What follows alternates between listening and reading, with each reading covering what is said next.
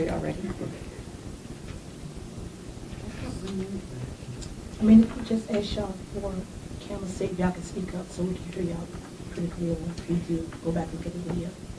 Absolutely, and what I'll do is I will introduce everybody as well. I think you all have the spelling of everyone's names.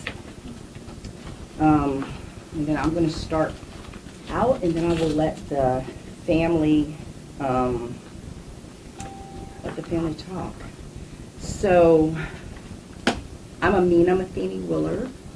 My name is spelled A-M-I-N-A. My last name is hyphenated, M-A-T-H-E-N-Y -Willard. I am the attorney for Corey Bigsby. To my left is Bonnie Chapman. She is the PR person for TV Unleashed. They are sponsoring the $25,000 reward for Cody Bigsby. Jeanette Hennett is Corey Bigsby's aunt. Mr. Hennett is Corey Bigsby's uncle. And Tandalia Butler is Corey Bigsby's sister. And I've provided the spelling of everyone's name. Everybody got that? Those are the on-camera people. So the reason we're conducting this this press conference is, I guess it's multifold. One, the family would like to speak out about what is going on with two members of their family and how the Hampton Police Department and the Hampton Commonwealth Attorney's Office has mishandled the treatment of both of their family members. I can tell everyone that, and they will go into this in more detail, but the first attorney that Corey Bigsby had told them not to talk to anyone, not to post on Facebook, not to engage. And one of the family members that is not here advised me as well that he told them to erase their social media profiles. So they had been given instruction not to talk to the media. When I came in the case, obviously, as everyone knows, my focus was on getting Corey out. That was my focus. That's what I attempted to do. And then I began to engage with the family about talking to the media. So I actually just found out that they had been instructed not to talk to the media. And again, when I got in, my main focus was getting him out, so I didn't really have that discussion with them. But they have wanted to speak. They, again, were instructed not to. And so this press conference was really set up at the request of the family because now with me representing Corey, I told them there's absolutely no reason that they shouldn't talk to the media. So what I will do is just, I have kind of a brief timeline just to talk about the events that took place, how this case began, and then I'm going to let the family talk the majority of the press conference. So on January 31st, Corey went to the Hampton Police Department to report Cody missing. Between January 31st and now, there has never been an Amber Alert by the Hampton Police Department. That is one thing that is extremely concerning, and I'm going to let the family talk about their views as to why that may not have happened. But the bottom line is, in order to get an Amber Alert, the Hampton Police Department would have to request that from the Virginia State Police.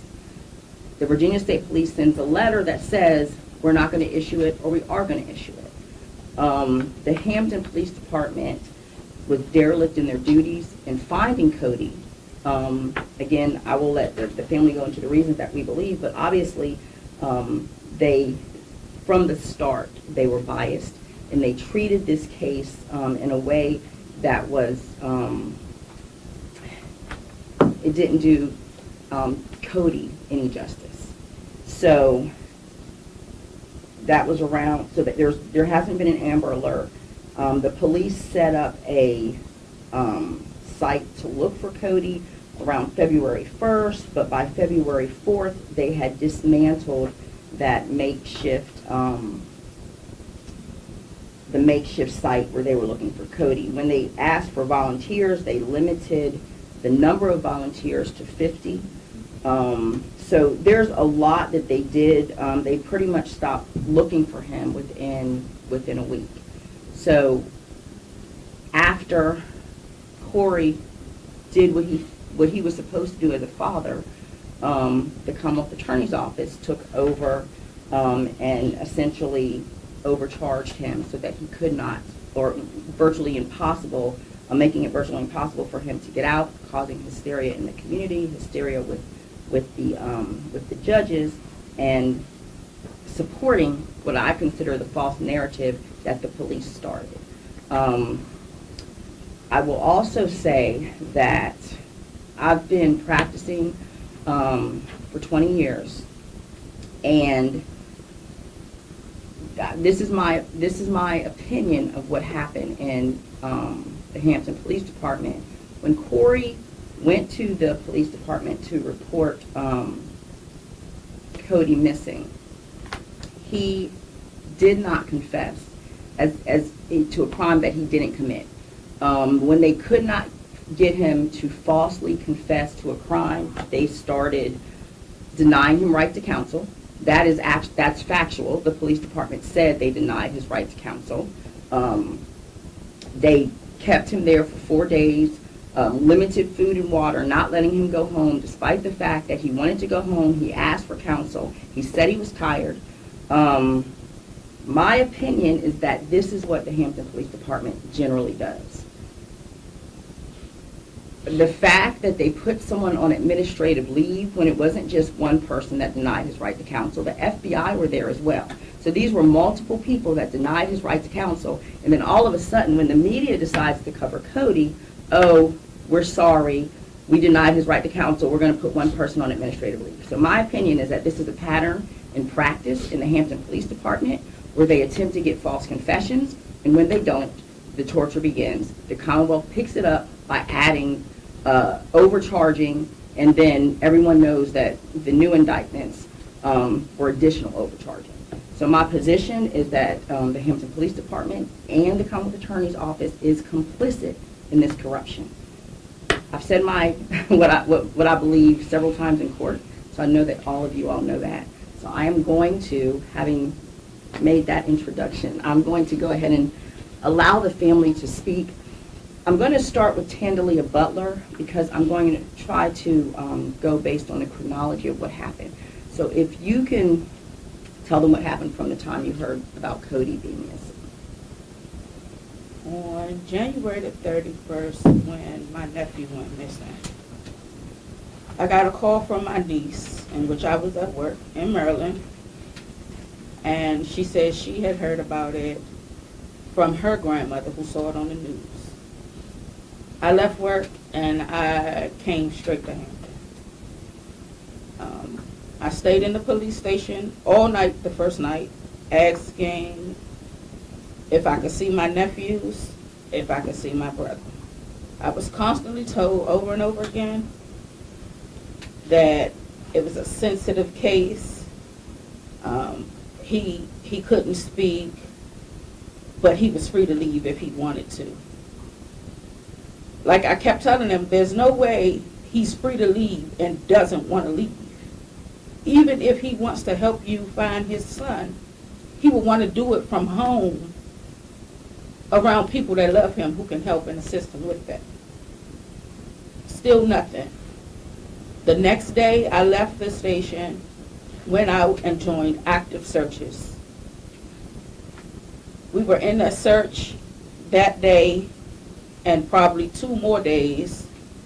I remember my niece getting a call from one of the FBI agents.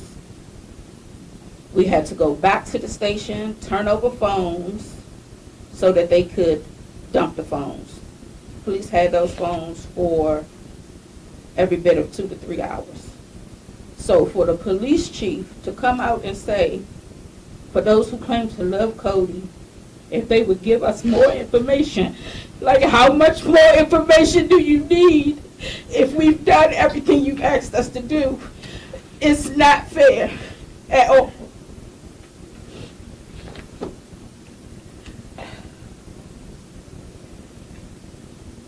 It's just not fair. We've done that.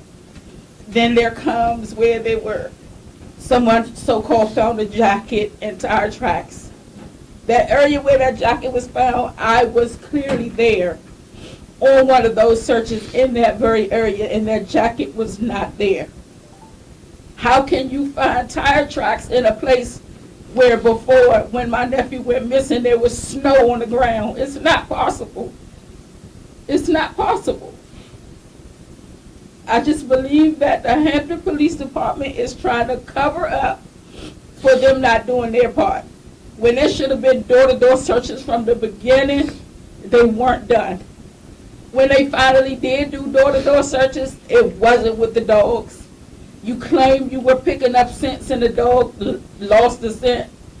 Clearly, you should have took those dogs to the doors and asked to go inside of these people's homes, which you didn't do. You didn't do the Amber Alert. Like, where does the fault lie on you?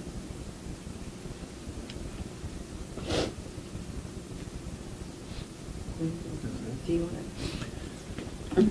Yes, my name is Mr. Henry. I'm Corey's uncle. And to start where Nikki left off, the reason why I believe that it wasn't an Amber Alert, because once Corey called the police and said, hey, I went downstairs, my son is missing. I asked him to come to the precinct. He goes to the precinct. They question him about, where were you, what time was it when you found your son was missing? And once he began to answer the questions for almost 4 hours, 72 hours, almost 4 days, they questioned him about his son. So now it got to the point that he wasn't charged at all, and he wanted to go, but they told him, well, you ain't charged, but no, right now stay here and talk. So to me, that's like kidnapping, because he wanted to leave, but they wouldn't let him go. They let him stay there, but they say he was free to go, but every time he tried to leave, they wouldn't let him. This came out of his mouth. This is what he told. They wouldn't let him go. And so once we had got a lawyer, then they said, oh, we're going to charge you. But twice he asked for a lawyer, they didn't give it to him. There wasn't no charges, but they still held him until we obtained a lawyer. Then they charged him with a charge. Also, when I went to the house, all the plumbing, the zinc, the bathroom, the kitchen, they took out all the plumbing and they dug up all the floors. So I'm believing that what they thought was, no, you killed your son, and we're going to find out what you did to him. So all that about his son got missing, they believe he killed him. He was missing because of Coy, and so we don't need an Amber Alert because we know you did something to your son. So this whole case now is based on not even his son being missing. We're not going to do an Amber Alert on a 4-year-old boy that is missing. We're not going to look for him because we know that you killed him. And we're going to get you to testify and claim that you did it, because he didn't do it. Now we're going to charge you. So now they give him 7 charges. Then they come back because they still can't find no evidence of if he did something to his son. So now we're going to give you 23 more charges. So now there's 30 charges because we can't prove you killed your son, but we really can't prove that you did it. So now we're going to hold you for as long as we can because we made a mistake. We didn't give you an attorney. When you wanted to leave, we wouldn't let you leave. And so because we was at fault, so now we're going to keep you in prison as long as we can keep you in this prison. Because we was wrong, and so for us to cover our wrong, this is what we're doing to him. And even when people suggest that the family has something to do with it, but there's no proof that Coy did anything to his son. It's none. But look how long he's been locked up.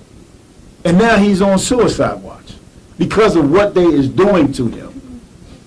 My son is gone, but you holding me for 30 charges, and I can't look for my son? And you saying I killed my son? You saying I did something to my son, and now I got to stay in prison for what you think I might have did? Come on. I thought it was until proven guilty. But you innocent until proven guilty. But if you look at this Corey's case, Corey is guilty, according to Hampton, Virginia, until he proved himself innocent. I thought the law worked the other way. That's why we're here. And that's why we're speaking about what happened to Corey and what they did to him. And mentally, he's losing it. In a way, my son is gone. I can't look for him. But y'all saying I killed him. But I didn't. Now I'm facing 117 years because my son missing. Somebody took him. Y'all never looked for him. Y'all never did an Amber Alert because y'all believe I did something to him. So this is what I got to go through. I'm denied bond 3 times. I spent 20-something years in the military. More than over 20-something years in the military. I don't have a record from day one. But this is how I get treated. Because I served the United States of America. This what happens to me? Come on, y'all. Is that fair? If you would just think that was one of you all's child. And your child was missing. And you was locked up. Because you was accused for killing your child. And you know you didn't do it. But yet you got to go through all this pain and all this misery that Corey's going through because of someone thinking that you did something. But why? There was denied bond because someone before him, child went missing?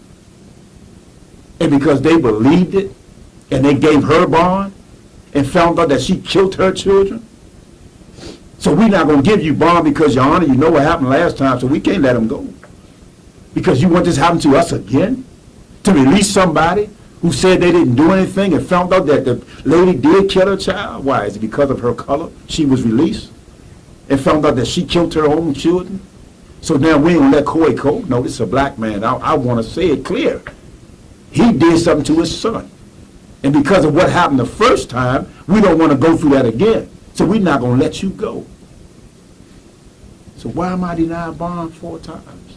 How am I a threat? How am I a threat not to come back to court? I gave y'all over 20 years in the military. I fought for America. To be treated like this? Because of what you think I done?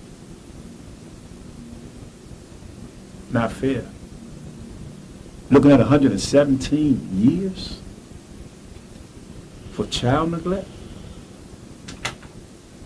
People killing people every day.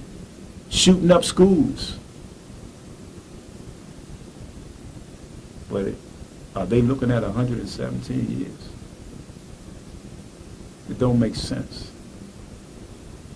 This is supposed to be America. I'll let my wife say something. What I'd like to say is, first of all, I want everybody to understand that we have Cody and Corey that we're concerned about. And you don't sit up at night praying and crying and wondering, is Cody, is he okay? Who has him? You know, is he eating? Is he cold? Is he hot? You know, what his mental status is like. Is he crying for his dad? Is he crying for his siblings?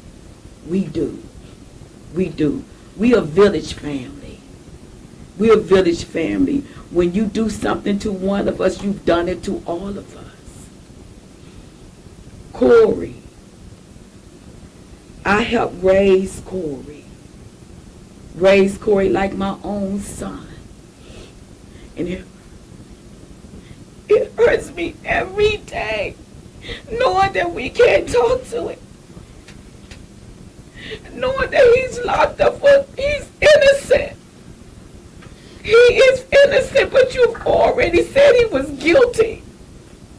And it just hurts every day You sit out there and you criticize us on social media, on the news, and we're bleeding on the inside.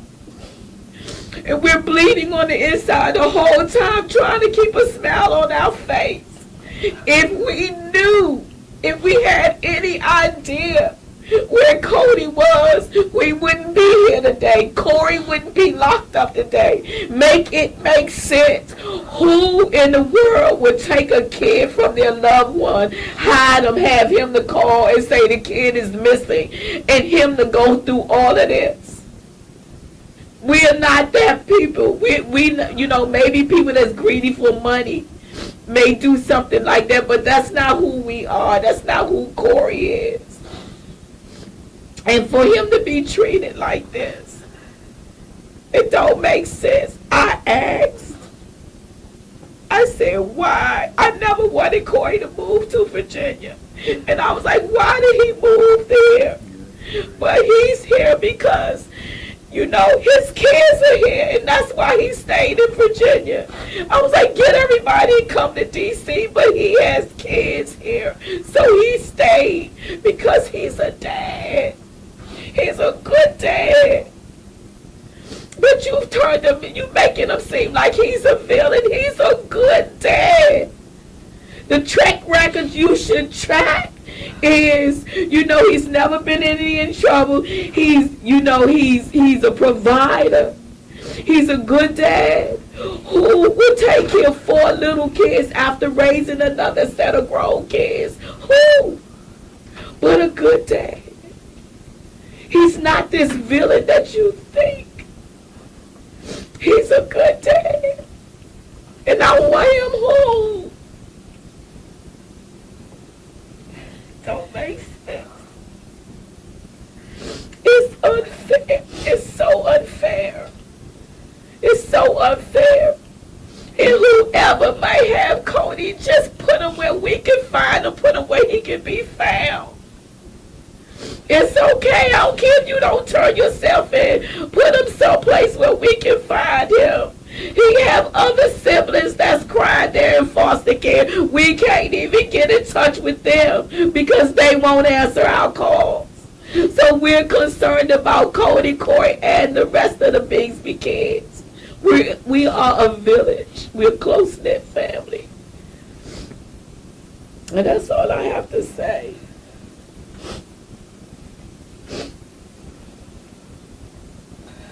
Are there questions?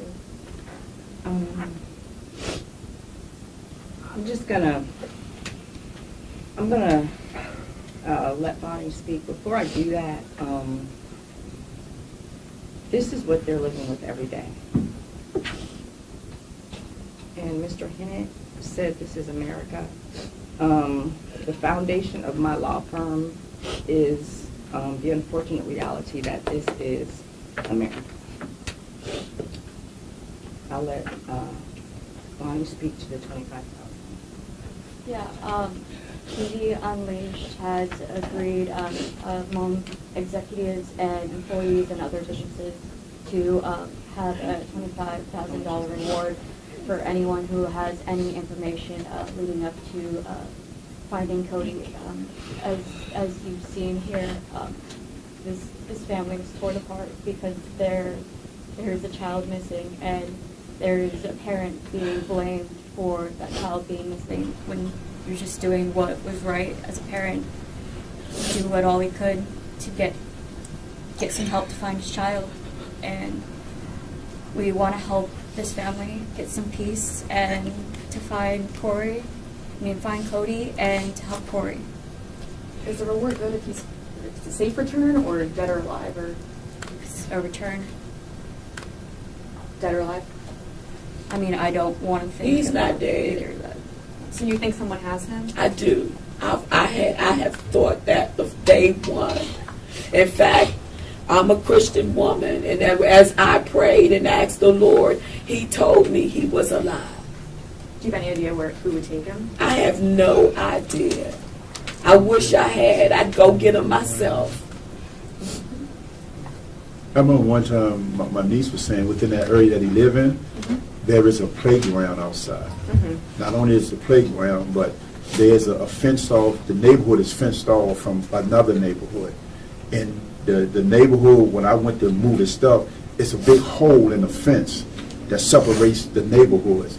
And the other neighborhood that is connected to his neighborhood is known as a lot of sex offenders in that neighborhood. There's one right on Brandon Drive. So did the police ever go in that area where they're known sex offenders that live there to question any of them, to interview any of them?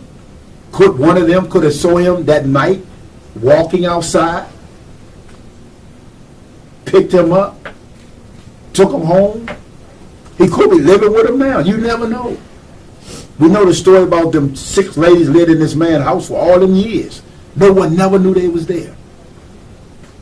Because the police never went on that side and searched them people's homes and questioned those people about the boy, about our nephew Ms. being Janita, missing. is it any reason why the children are in foster care instead of the care of you? I would say I have been told that they are in the process of vetting myself as well as their aunt, and the process could be 6, 9 months, even a year. My point is we don't get to have contact with them as we should. I've only had contact with them once. And I reached out to them on the twins' birthday to ask if I could get a visit. And she told me they had something planned that day, that they would try to get with me the next day, which would have been June 15th. And I'm still waiting. I've reached out, I've sent text messages, I've called, and I'm still waiting. And remember, this is the Hampton Social Services. So we're dealing with the Hampton Police Department, the Hampton Commonwealth Attorney's Office, and the Hampton Social Services. Amina, So may I just- ask you a question? As of this moment, And I'll tell you what we'll do. We can do, if everyone is done talking, we can do question and answers. Amina, as of this moment, have anyone in the family been charged with abuse or neglect towards the children? And if not, then why are they being denied the right to see the kids? My opinion is because it's Hampton. Um, Yes is the answer to your question. Which, that you believe he's alive? You asked if the Oh, dead or reward was- alive? Yes. I have a follow-up question. Neighbors of Corey's did report, and he admitted to police that he had left the kids alone for several hours at a time on multiple occasions. Do you have any response to that? Well, if he admitted that he left his kids alone, so do that prompt 30 charges of child neglect? And do that cause him not to have a bond? Do that cause him to be denied his right to a lawyer? Do that deny him his right to come out when he wanted to leave if he's not placed under arrest? If he admitted If he that. admitted it, do that cause for all that to happen to him if he admitted that? For them to not to give him a lawyer? For them to not to give him a bond? For them to not to let him leave when he wanted to leave? And let me just say too, to your question, I've had child neglect cases. Generally what happens, generally what happens, if children are left alone without injuries, which I know many of you were at the preliminary hearing, and that was the Commonwealth's evidence, that they were left alone without injuries. That is a referral to Child Protective Services. Child Protective Services visits the home, puts a safety plan in place, makes sure they're not alone again, and that's it. It's not 30 felony charges. At the most, it would be a misdemeanor. There is misdemeanor child neglect charges that can be brought. Leaving a child at home alone without injuries would be a referral to social services. If there were any indication that there could have been injuries, like maybe the parent left the child home alone before and they were injured, or the parent left the child home alone before and they were in the street, but on this occasion, they weren't injured, but the parent had the propensity to know that they could have been, then you get a misdemeanor charge. You do not get felony charges. These felony charges were, again, I look at the Hampton Police Department in conjunction with the Commonwealth Attorney's office, because when the Hampton Police Department could not get a false confession, they called the Commonwealth Attorney's office to say, how can we keep them? And these are the charges likely recommended by the Commonwealth Attorney's office. We'll give them felony charges. I can imagine the conversation was, well, we can't find anything about murder and he didn't do anything. Well, didn't he say he left his kids home alone? Yeah, but that would just be a misdemeanor. No. Charge him with felonies. Charge him. How many kids does he have? All of them. How many times did he do it? So that's, the police can contact the Commonwealth Attorney before they bring charges.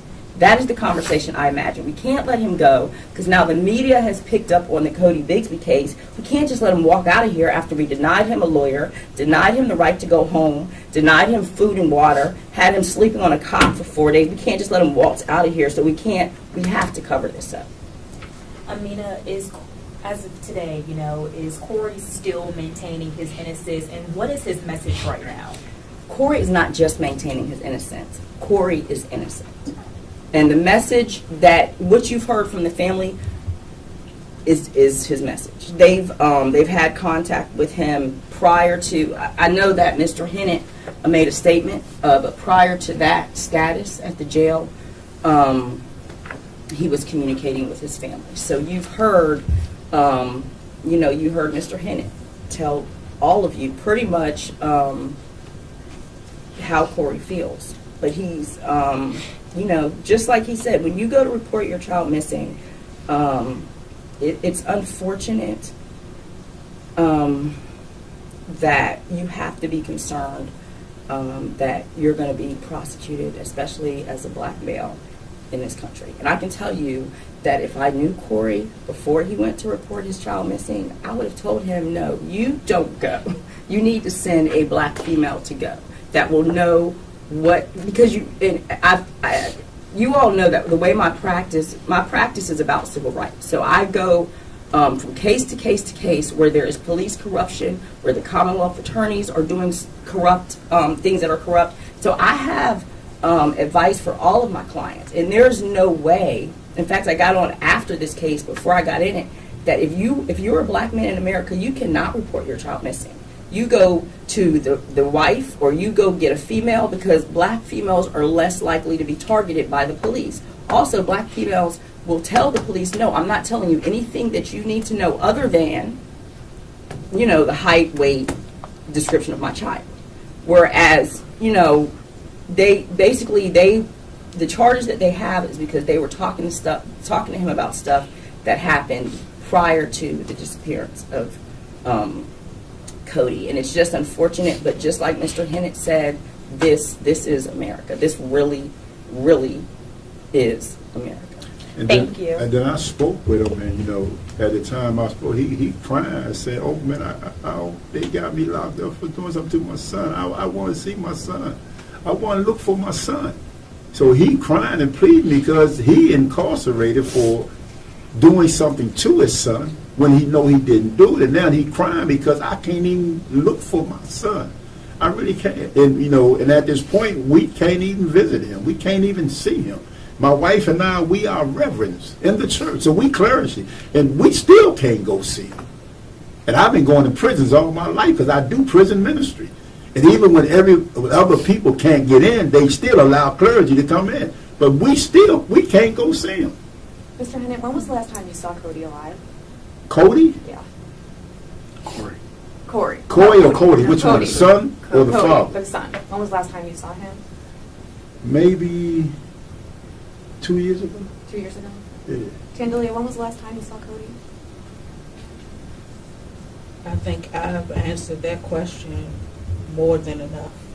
Tandalia, can you tell us what state you live in, different from where baby Cody lives in? I'm in D.C. And baby Cody resides? in Hampton. Thank you. Virginia. Correct. And Thank may I ask, why the $25,000 reward now? Why Because now? we want to bring my nephew home.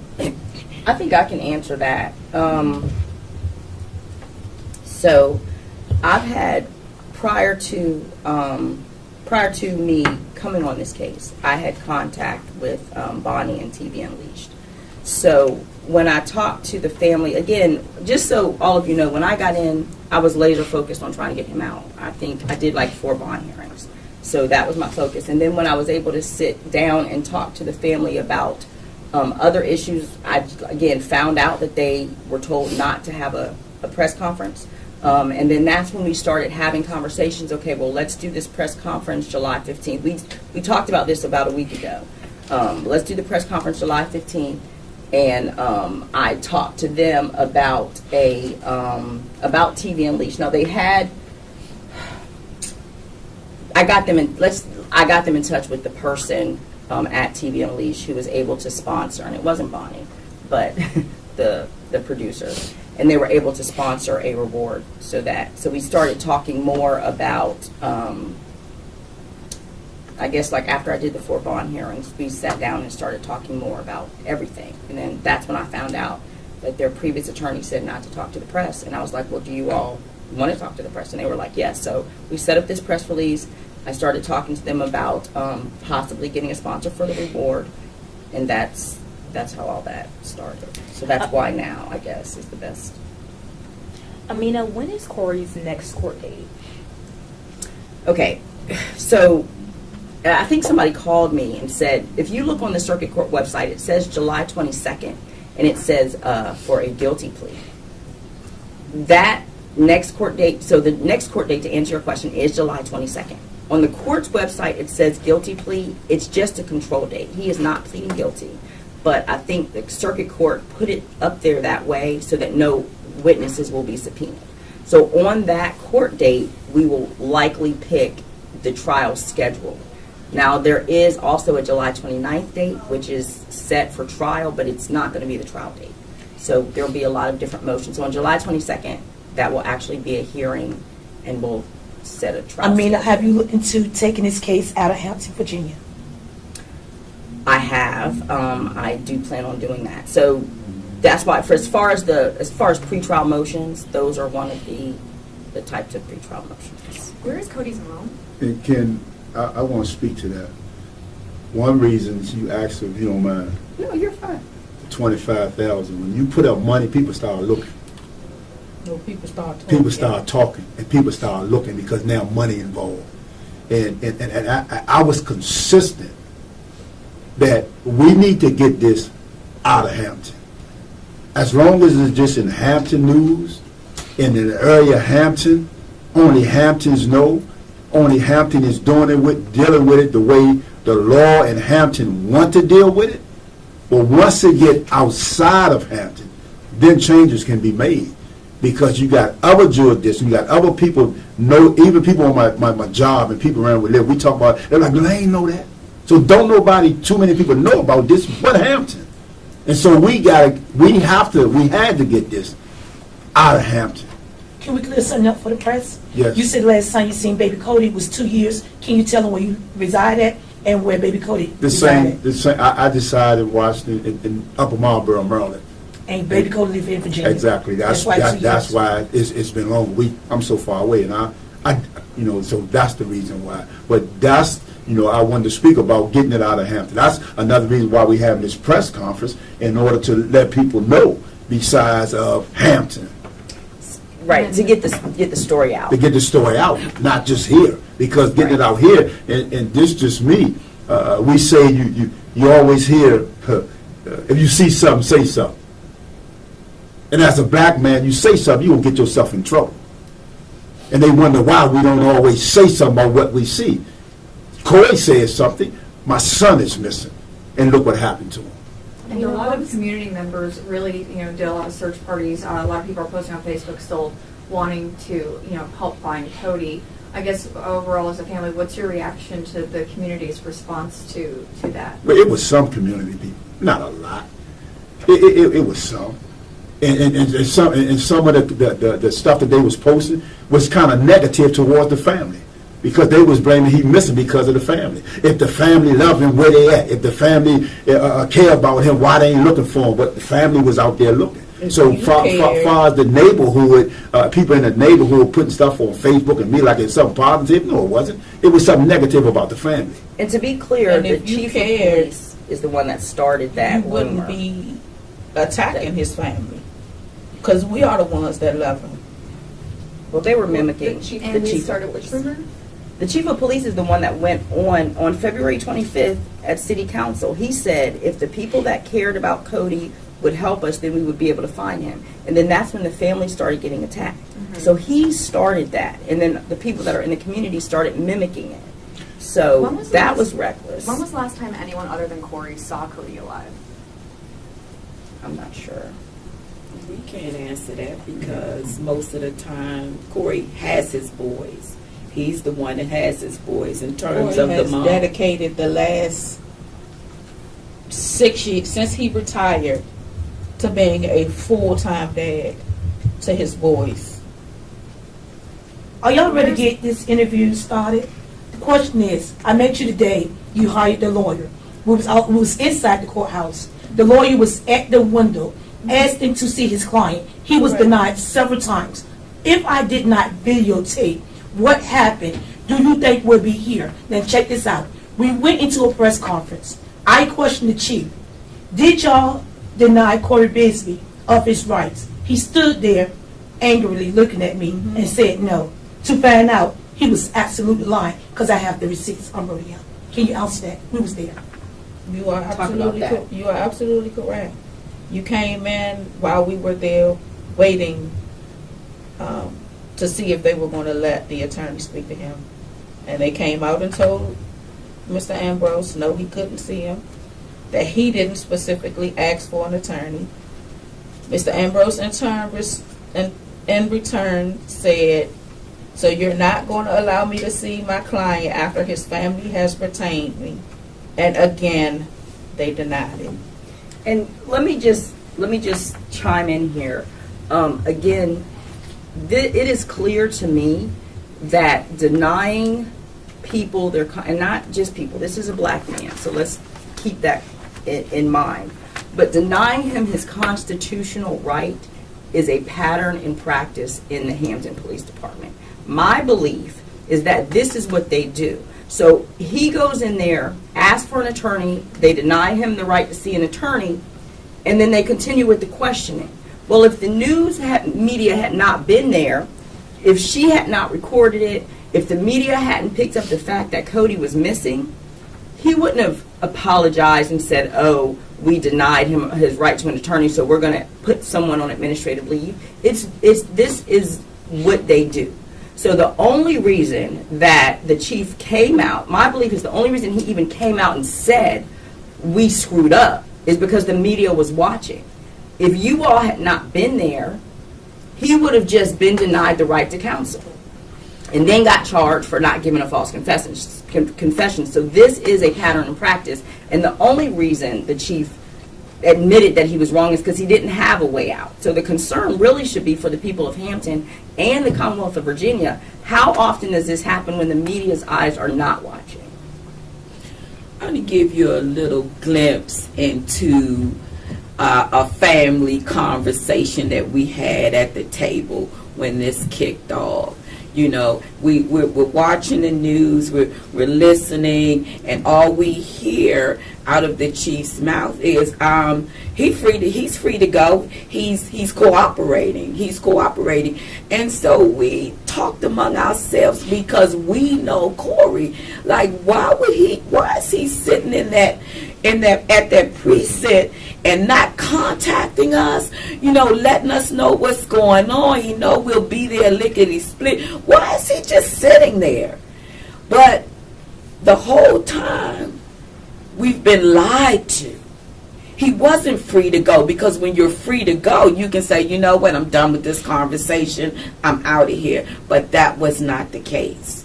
And the proof is in the pudding. So when the attorney shows up and he was denied to see Corey, there you have it. Even Tandalia, who slept at the precinct, I said, tell them to let Corey know that his sister is out there, because I feel a need to let him know that, yeah, family is here for you. we're on the scene. They never I said the asked word. Detective Snellgrove that to let him know. He said he would. Another detective came out that morning. He said he would. No one ever told Corey that I was at the station. In fact, when I finally talked to him, he said to me that he told them I had family who don't even know what's going on with me. Tenderly, Jeffrey, his attorney, his first attorney, and I, and you stood outside to watch, walked over to the Commonwealth Prosecutor Office to ask them why are they violating his client's rights. Do you recall the incident? Yes. Did he give you a reason why they didn't allow his lawyer to come in on that day? No. What did The he only say? thing they did was tell him to direct it to Anton Berry.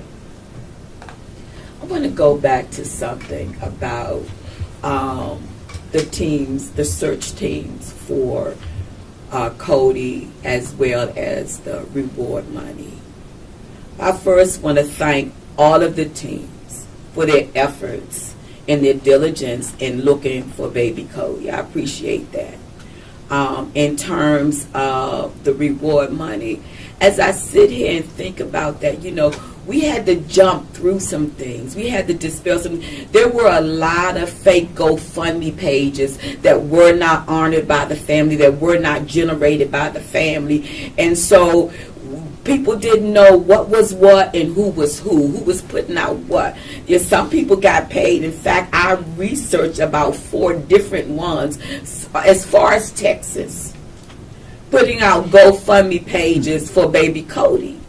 And so as I thought about it, like, you had to let all of that pass through the riffraff so that the genuine approach or reward money can come through, so people can really tell us where Cody is and do what's right.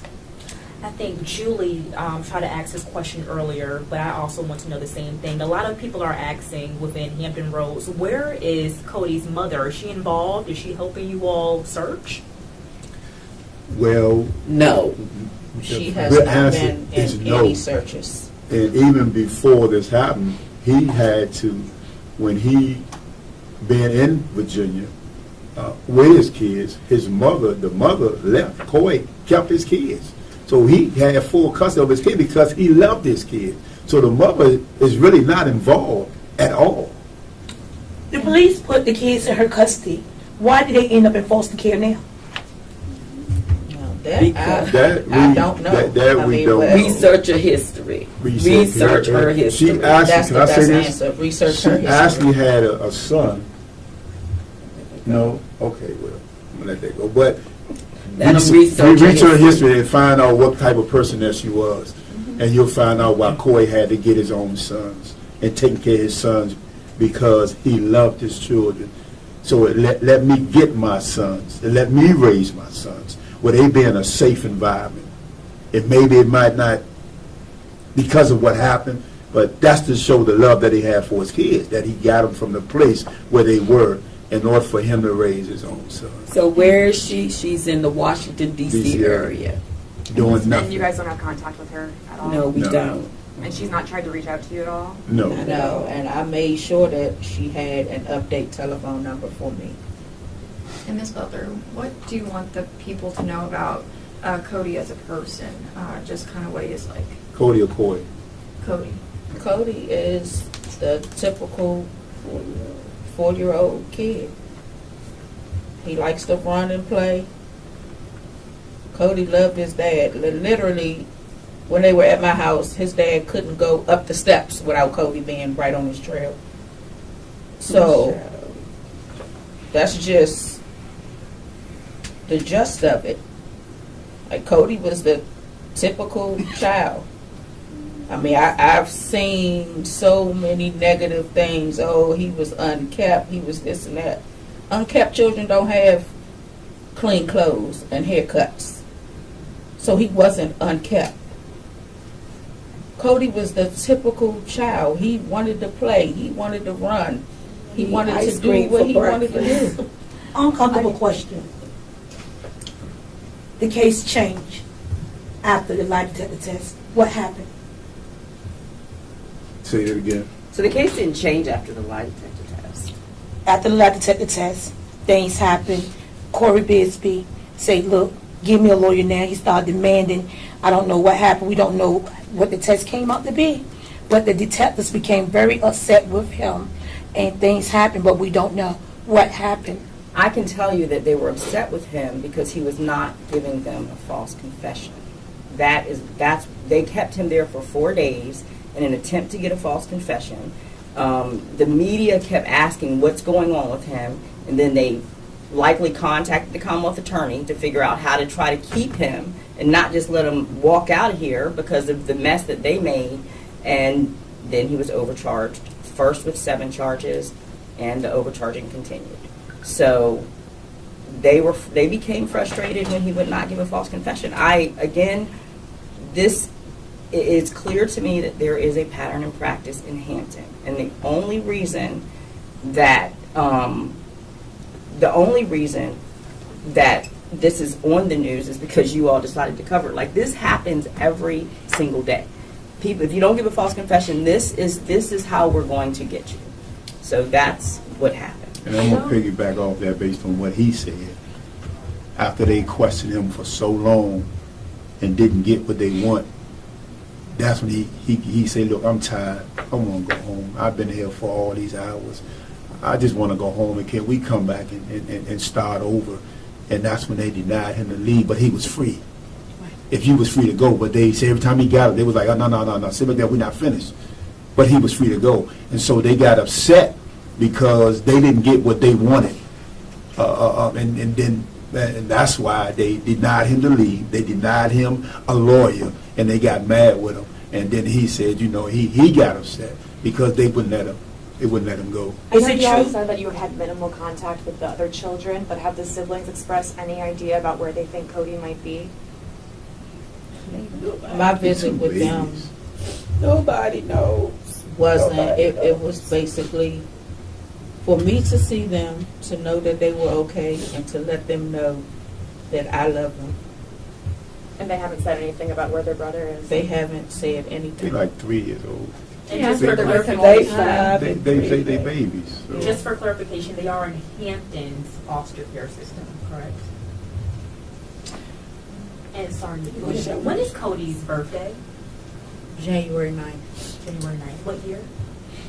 Cody is, I want to say 2000. My grandson is 17. 18. So it should be I can't even keep up with 2018. my own birthday. I think the too years old. is what gets me. The 2018. day, I'm fine, but Why the that question? year, if I'm not mistaken, it's 2018. Amina, to you. What they did to Corey Bigsby is a violation of his constitutional rights. The state of Virginia and Hampton, Virginia, no. They have set themselves up for a lawsuit.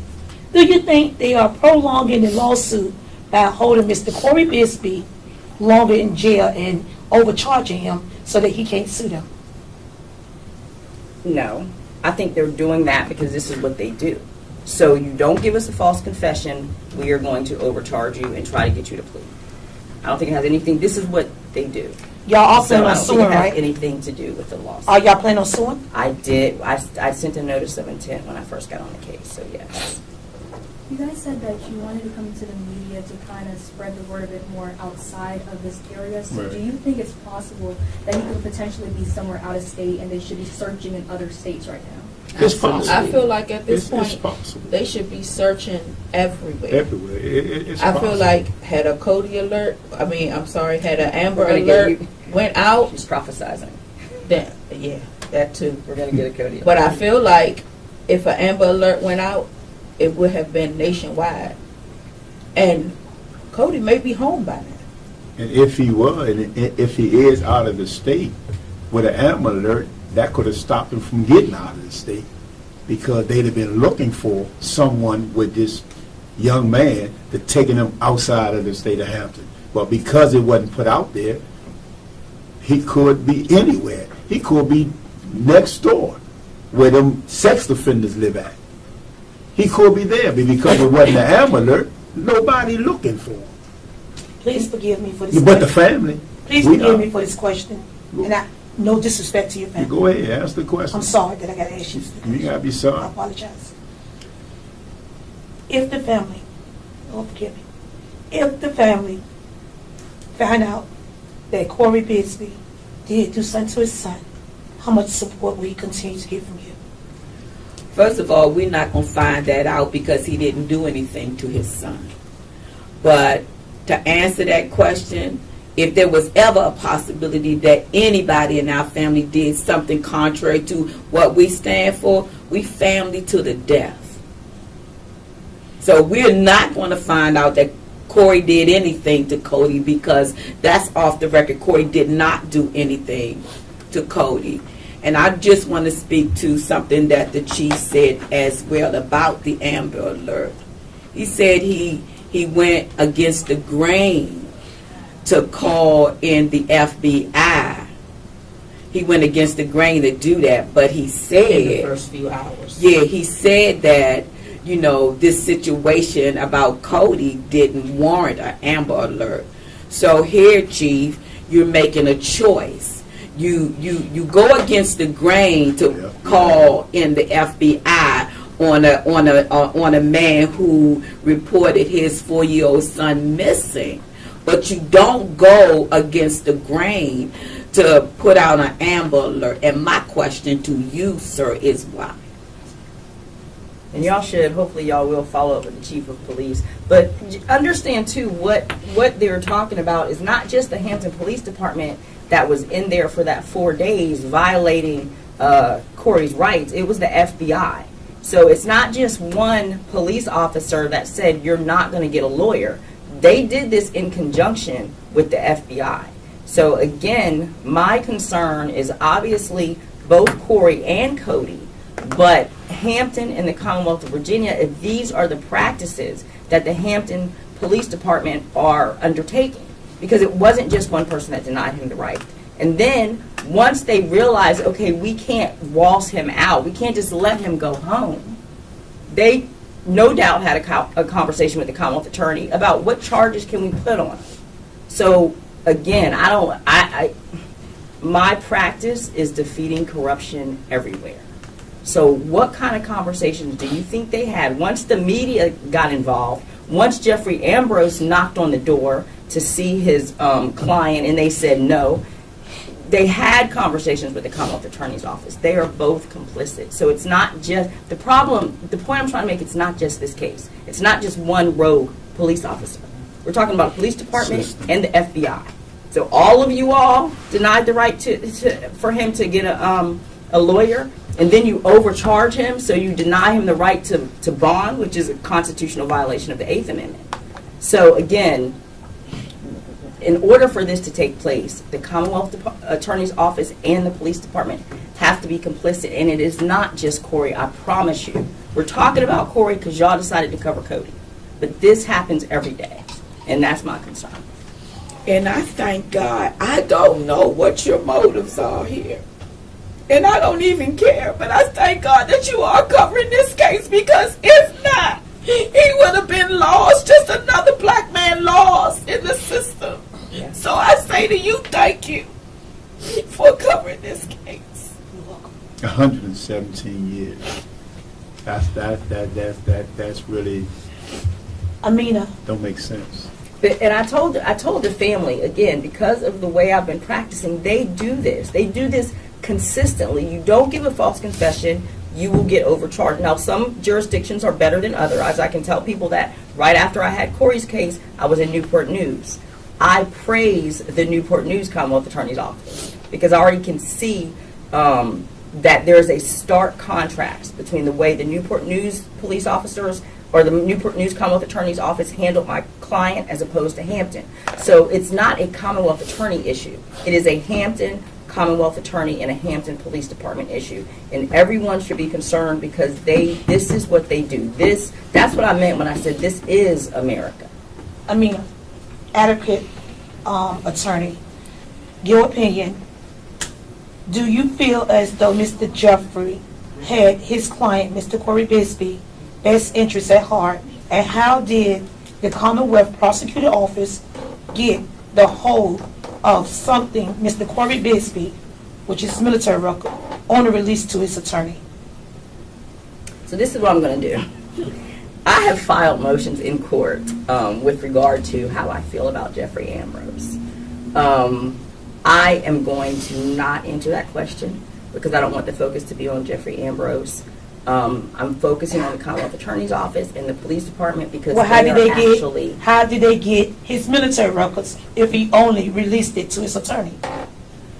I But don't that's know. a no-brainer. I don't know. Exactly. But I did when I was in court. That was the way it happened. So, but I don't know how that exchange took place. But Jeffrey Ambrose was fired, and Corey's reasons were he was being unethical. Can you give us an example? What about the phone call? What call are you referring to? Sorry. Mr. Ambrose questioned Mr. Corey Bigsby, almost trying to lead him into a confession over the phone line.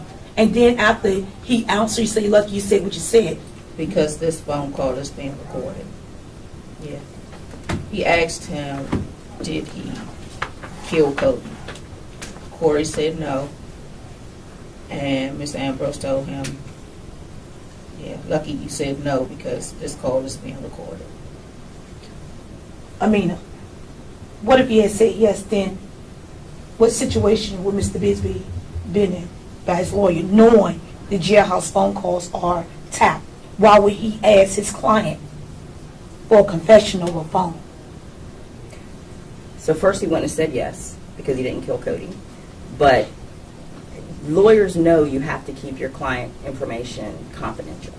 So that would have been an ethical. I mean, there's when I did the motion to clarify the reason that he was terminated, I listed the phone call, I listed the military records and some other things. But what I want to do today is focus on the $25,000 reward for Cody, and just let everyone know about how, what's going on with Corey, and the fact that not only the family and myself agree that what the Commonwealth Attorney's office is doing is awful, but also that TV Unleashed is in support of our position as well. Does anybody have any other questions? TV Unleashed would like to have anyone who has any information, please come forward. This family is suffering, and if it was any of our family members that were missing, you would want the same, and we hope that we can be able to give them some peace and some clarity to the situation. And we ask everyone to keep an eye out for Cody. And we're doing this clearly, and just to be clear, because the Hampton Police Department and the Commonwealth Attorneys have been derelict in their duty in locating Cody. They've been complicit in even just simple things like asking people for their Ring cameras, asking people for cameras at that time. They've been complicit in this, and so this is definitely a dereliction of duty by the Hampton Police Department, and it is supported by the efforts of the Commonwealth Attorney's Office. Before we go, one last question from me. No one has told us why y'all not allowed to visit Mr. Corey Bigsby. I can tell you. So I meant to follow up on this. What they said as far as them being clergy, I did talk to the Hampton Regional Jail, and what their response was, no, they can't visit. We already have in-house clergy. So if he wants to see somebody in-house, he can see them. They're not having visitation because of COVID. So they're blaming COVID. That's why they haven't been able to see him. But Virginia was the first one that disregarded their mask wearing. So Yeah, but black people are in the prisons and jails. So it doesn't- And I myself, I've been doing prison ministry for 25 years. Been in all the prisons, North Carolina, West Virginia. I've been going to prison for 25 years.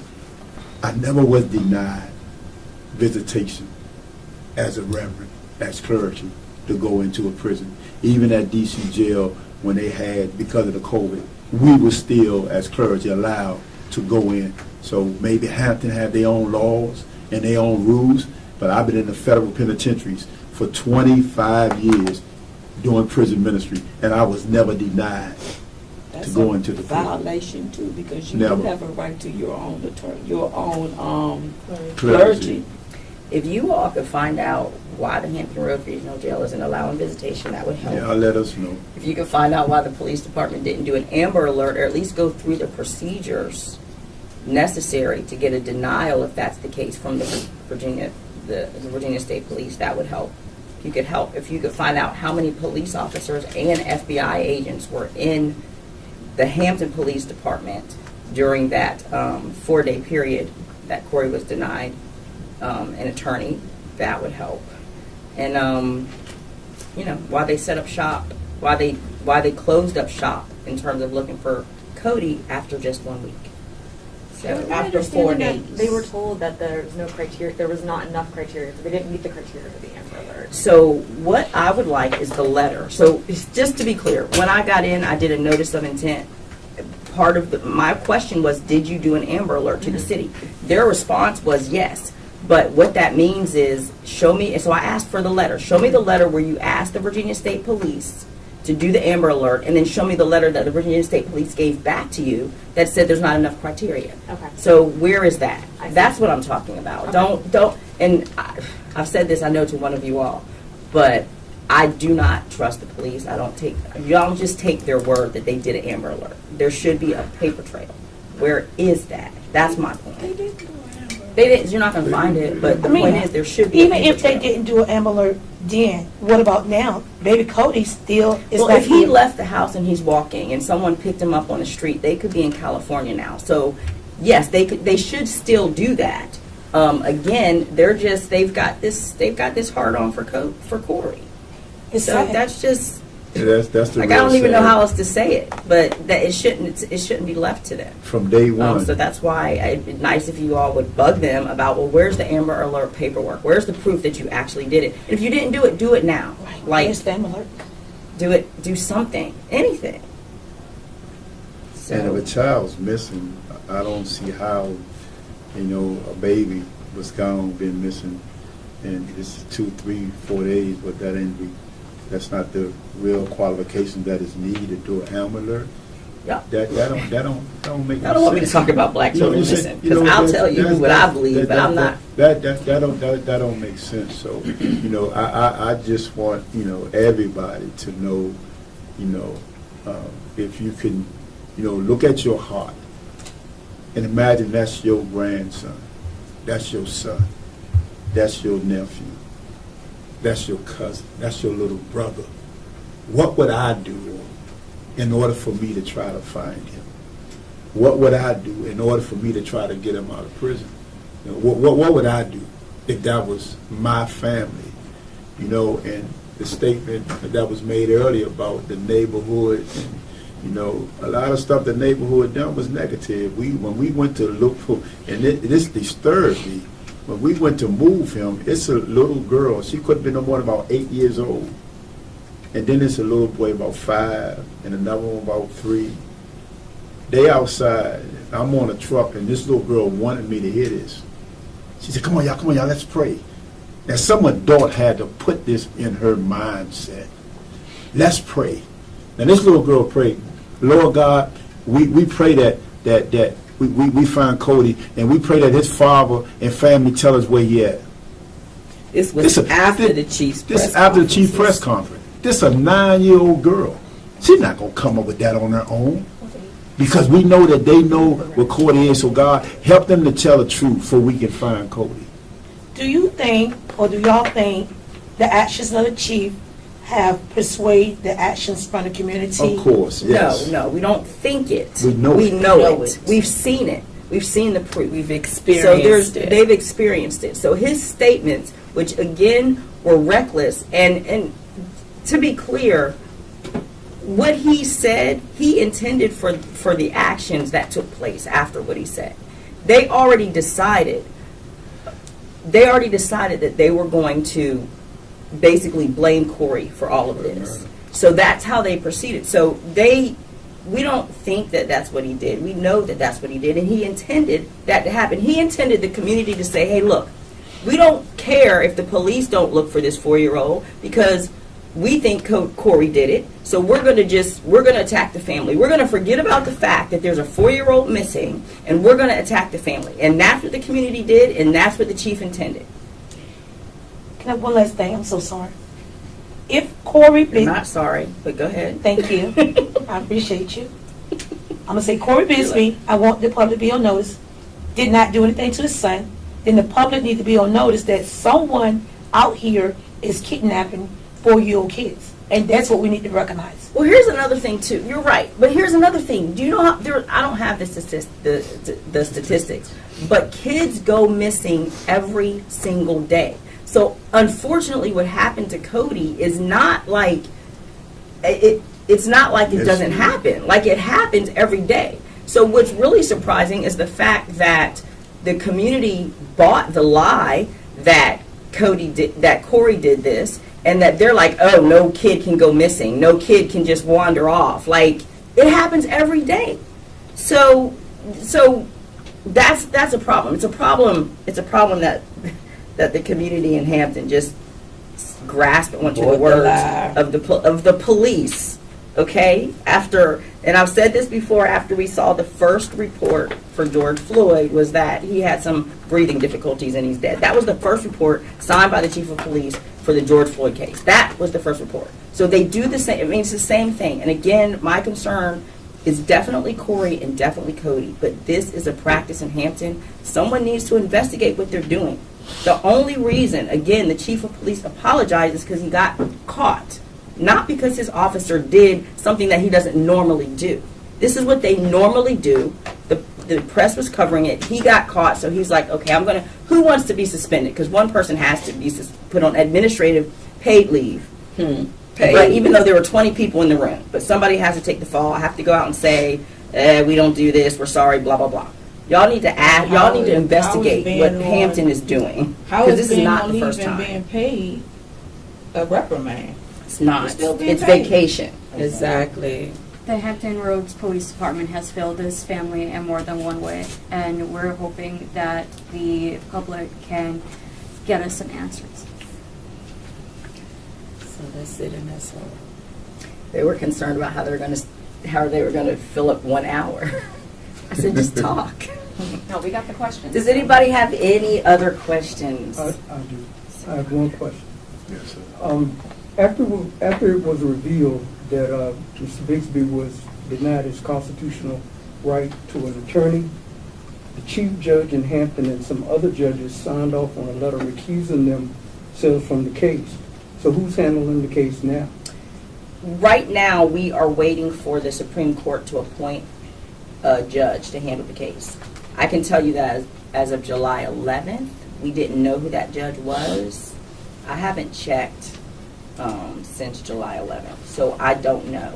But the Supreme Court will assign a judge. And as soon as I find out, I'm going to find out what their reasoning was. Why I think they did it, then. But I'll see if they put something on paper as to why they were. Can you explain to us how 7 charges turn into 30 charges? How do this system work? How do that work? Do you just want me to say the corruption of the Hampton Police Department, or do you really explain what? Because I'm very confused on how you go to court with 7 charges and then go to the circuit court and end up with 30 charges. How do the system work? Okay, so all right. So when you have felony charges in at least in Virginia, because I'm a Virginia lawyer, the Commonwealth attorney can bring felony charges either through the General District Court or through the Circuit Court. If felony charges start in the General District Court, and when I say General District Court, I'm using General District and Juvenile Court interchangeably.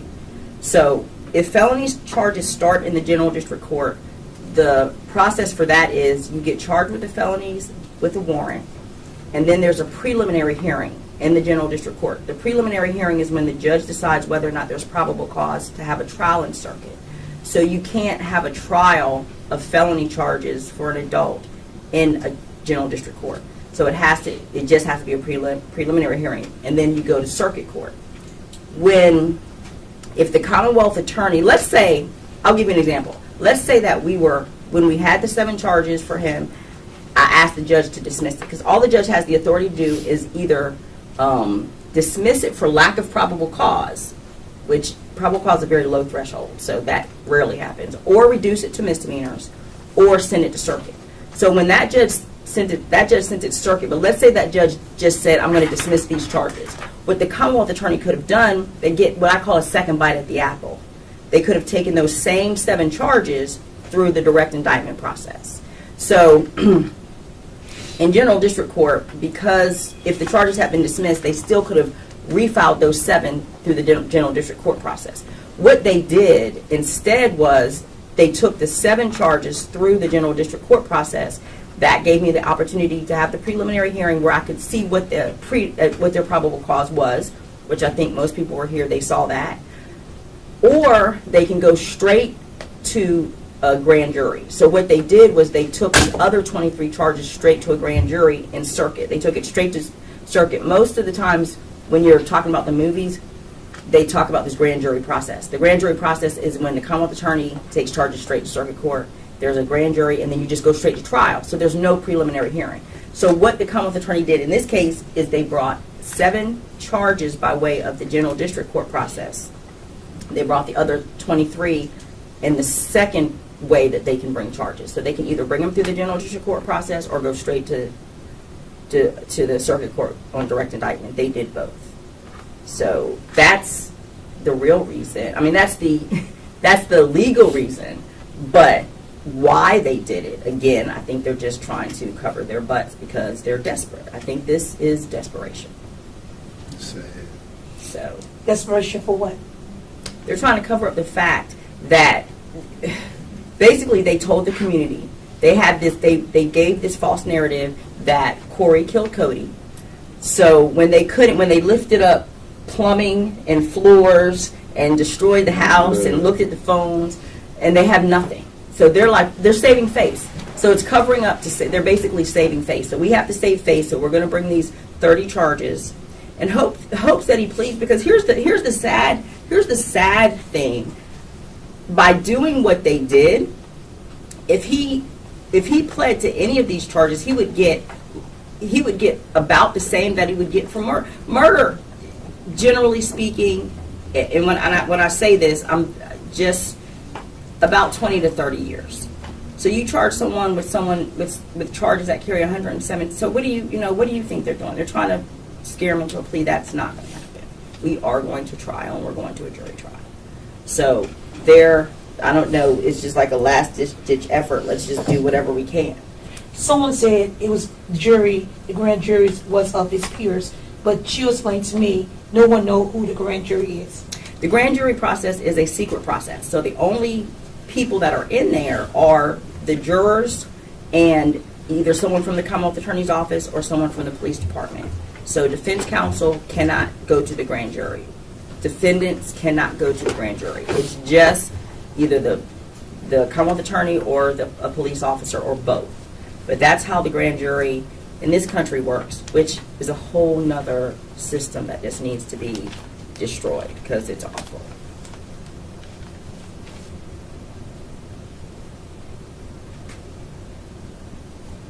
Thank you very Thank much. you.